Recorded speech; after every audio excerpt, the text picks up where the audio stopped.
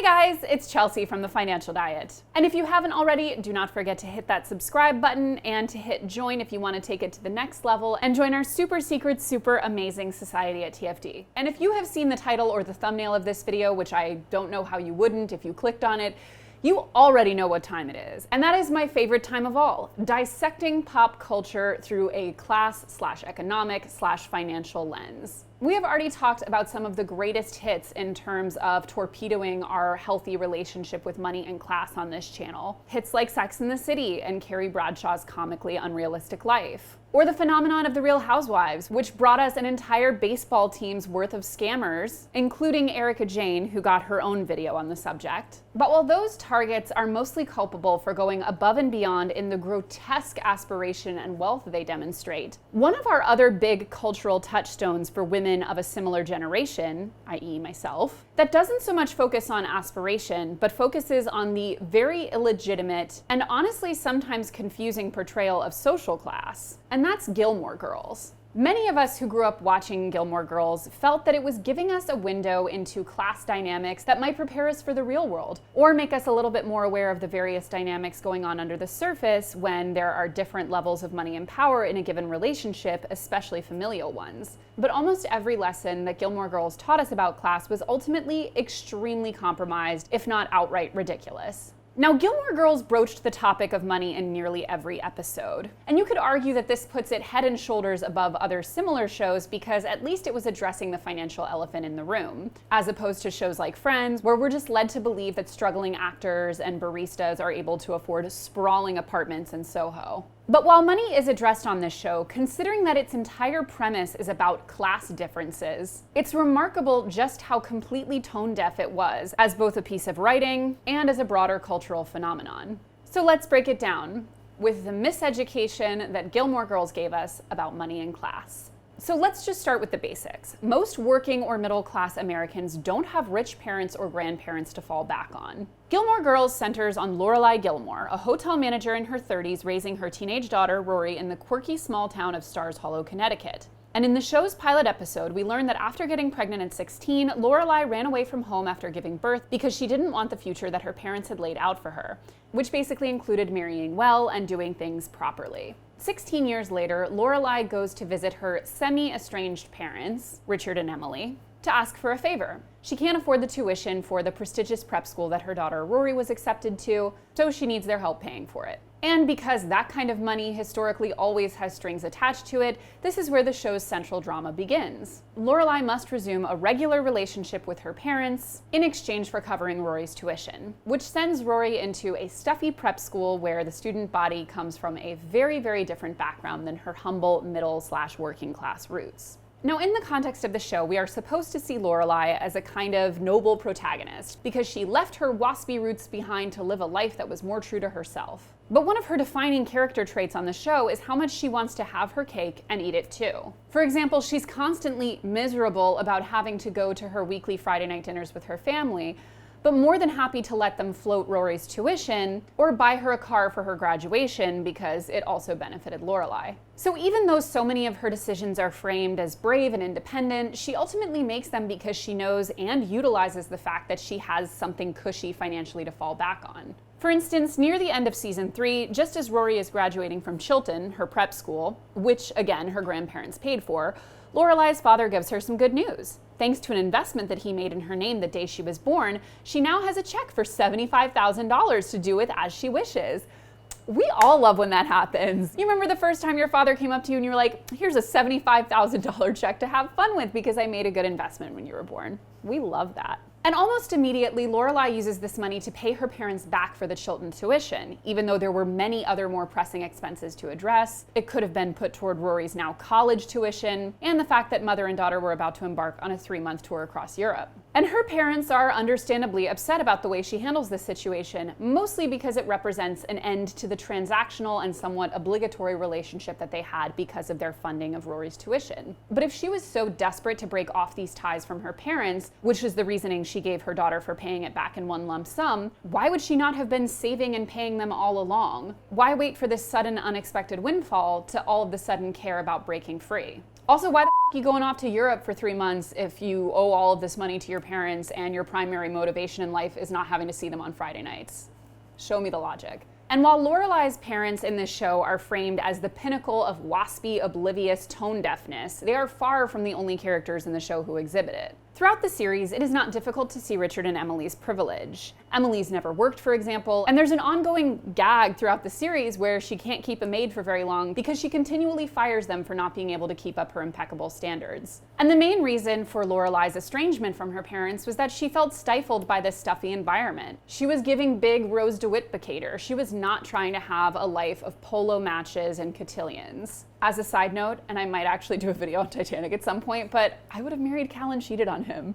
Be smart, girl. Secure the bag. But like in the case of Rose, money was used as a tactic of control. But even if Lorelai is framed as being more worldly and cultured and aspiring to a more spiritually rich life, she ultimately wants the same bougie her parents do. She wants an Ivy League education for her daughter, without the burden of student loans, and all of the opportunities that it would afford her. And she ultimately falls back on that privilege we all know and love in order to secure those things. And that's one of the things that's so frustrating about Lorelai as a character. She left home at 16 and worked her way up from housekeeper at an inn to the manager of it. So clearly she's aware that an extremely elite education is not the only way to succeed in life. But yet the extremely waspy, traditional, old school paths of success are the only ones she ever considered for her daughter. This gives me extreme vibes of, in my hometown, there was this extremely expensive Montessori school that cost, I'm not kidding, almost $30,000 a year for high school.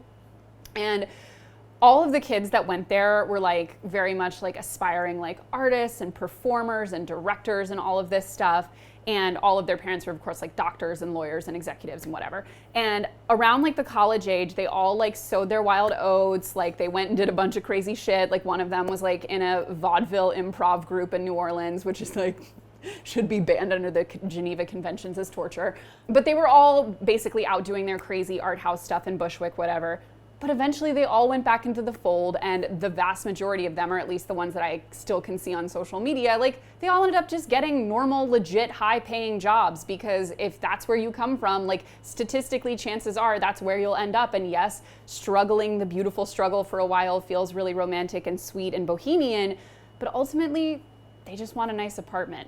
And similarly, Lorelai's issues with her upbringing almost always seemed about her personal inconveniences and aesthetics, less about anything systemic or class-based. That girl did not give a damn about the actual class inequities perpetuated by things like the Ivy League. And Rory has certainly leaned on her own privileged background when needed. In the aptly titled season 5 episode, But I'm a Gilmore, Rory is beside herself that her boyfriend Logan's parents don't think she's good enough for him, saying, I mean, I'm a Gilmore. Do they know that? My ancestors came over on the Mayflower. And let's not pretend that all of their neighbors and various background characters in the almost completely white town of Stars Hollow don't have their own issues with privilege and entitlement. For example, Taylor Dosey, the town selectman and leader of the weekly town hall meetings, is a pretty damning portrayal of a New England NIMBY. He turns up his nose at all of the same things Richard and Emily wouldn't want in their own neighborhood, from skateboarding teens to permitless streetcars to disruptive musicians in the town square.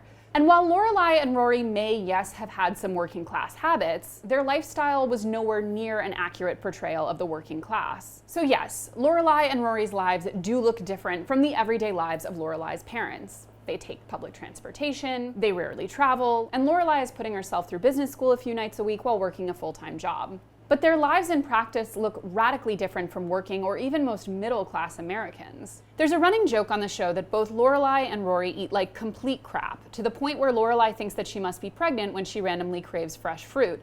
And yet they have seemingly endless metabolisms. The amount of pizza, junk food, and takeout they eat is portrayed as a cute quirk, thanks to them both having sample-size physiques. However, while other characters often acknowledge the disconnect between their physical appearance and the way they eat, to a point that could honestly be considered kind of problematic, no one ever acknowledges that their food buying habits simply do not make sense for two people in a middle-class, single-parent household. They eat at the same diner almost every single morning for breakfast, often also for dinner, and they almost every day order takeout. Cut out on the Chinese a couple days a week. There's your tuition right there. You don't need to go back to your parents. Additionally, because this is just the golden rule of sitcom TV, their quirky little house is apparently worth an estimated $2.8 million in today's market. Which begs the question, similar to Carrie Bradshaw, how in the world is Lorelai paying her mortgage? According to a Time article from 2015, at the beginning of the series, Lorelai works as the manager of the inn. According to PayScale, the average salary for an inn manager was $51,564. When we first meet Lorelai, she has been employed at the Independence Inn for at least 15 years, starting as a maid at 16 and working her way up the food chain. While it isn't clear exactly when she became the boss, we can assume that with well over a decade of experience, her salary was closer to $62,000, which is the average for an experienced manager. So let's say Lorelai was able to save her pennies while living at the Independence Inn rent-free for 11 years. And let's further say that she was able to snag a jumbo mortgage with the most generous down payment requirement of 15%.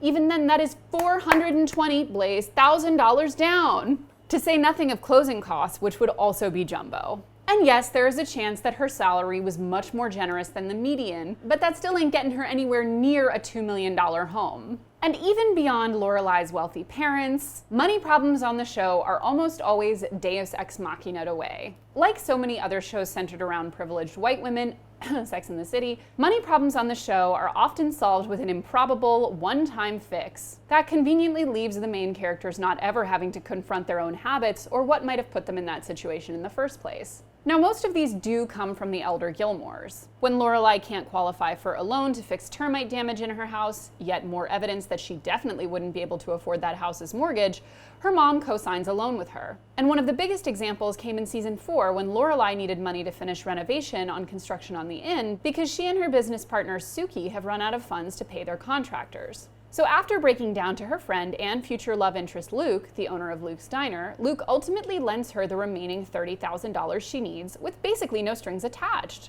But the worst offender in the series, though, came in the 4-part 2016 Netflix reboot, titled Gilmore Girls: A Year in the Life.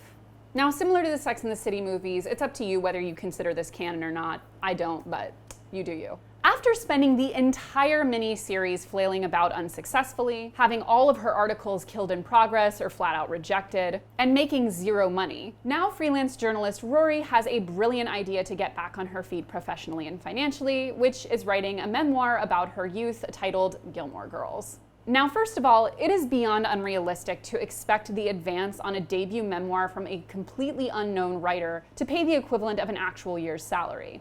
I could talk all frickin' day about book advances, but let me tell you, first of all, they're not much to begin with. Second of all, they come in installments. You only get a little bit on signing. And third of all, you often don't even get the actual rest of it until years after the fact, depending on how long it takes you to write the book. But the even more frustrating thing about this situation is that while Rory spends 90% of the miniseries complaining about these money problems, they appear to all but disappear as soon as she's focusing on this new project, even though the project hasn't even sold yet. As TFD contributor Shannon Lutter's manual put it, I'm left a bit disappointed with this ending, as it seems to provide false hope to those of us who are struggling to make a living as a writer. I'm all for Rory completing a manuscript, and it helps give me the continued drive to complete my own. But my bills are still there, seemingly endless, while Rory's have just left the screen.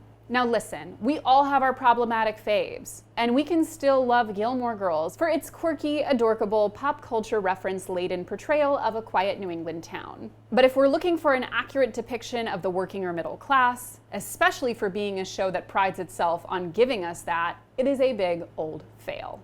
And as always, guys, thank you for watching, and don't forget to hit the subscribe button and to come back every Monday, Tuesday, and Thursday for new and awesome videos. Goodbye!